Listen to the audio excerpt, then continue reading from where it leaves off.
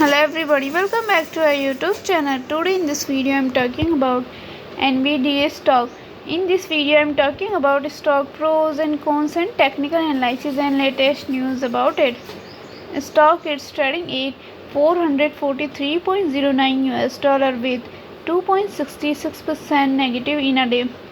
We can easily see stock was volatile for a day. The volume of stock was recently not all-time high, so the fundamental stock is better for today. Before buying and selling the stock, please consult your financial advisor. Today's video is done. Thanks for watching. Please subscribe my YouTube channel and like the video, and also comment all related queries.